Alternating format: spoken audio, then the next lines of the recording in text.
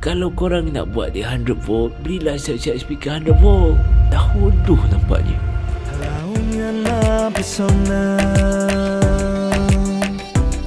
Suara terang dan nyata. Assalamualaikum warahmatullahi wabarakatuh. Kita berada di satu masjid di satu kawasan lah. Okay.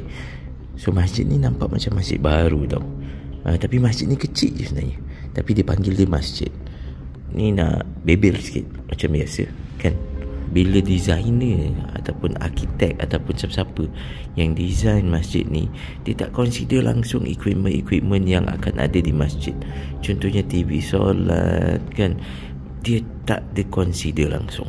Bila jadi macam ni, satu masjid yang cute, comel, daripada luar nampak cantik, proper, jadi hodoh di hadapan ni. Betapa unorganizednya. Ni depan-depan tau. TV tak sesuai, sangat tinggi. Okey, itu dah satu hal. Tiba-tiba pula dia kacau speaker. Tiba-tiba speaker kena turun bawah ni pasal nak accommodate TV. Nampak sangat hodoh. Okey, itu tak apalah lagi. Lepas tu, pasal tak diconsider dalam design, tengok apa jadi pada cabling. Masjid yang lawa-lawa macam ni nampak proper dengan aircon lah apa. Semua aircon ni semua siap ni kan. Semua ada aircon lah, ada apa. Tiba-tiba ada kabel macam ni. Dan masjid ni nampak sangat baru tau. Mungkin tak baru sangat lah, mungkin 2 tahun macam tu. Kapet dia pun tebal lagi. Dah ada kabel macam ni. Keburuk nampaknya. Itu yang kedua. Yang ketiga, yang juga melibatkan aku stres.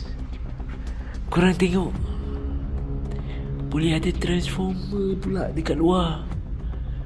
Kalau korang nak buat dia 100 volt, belilah siap-siap speaker 100 volt. Dah hodoh nampaknya. Dah lah cabling daripada sana ni dah serabut cabling. Boleh pula 100 volt.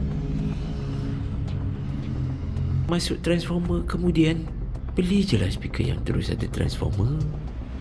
Kan senang. Itulah dia masalah di masjid kita.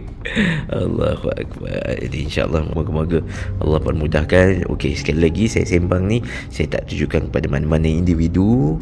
Ini bukan isu-isu individu, ini adalah isu institusi kita, adalah isu masjid kita. Muazzin AV, ini masjid kami juga. Assalamualaikum.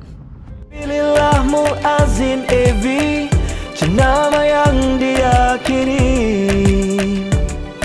sentiasa bersama anda.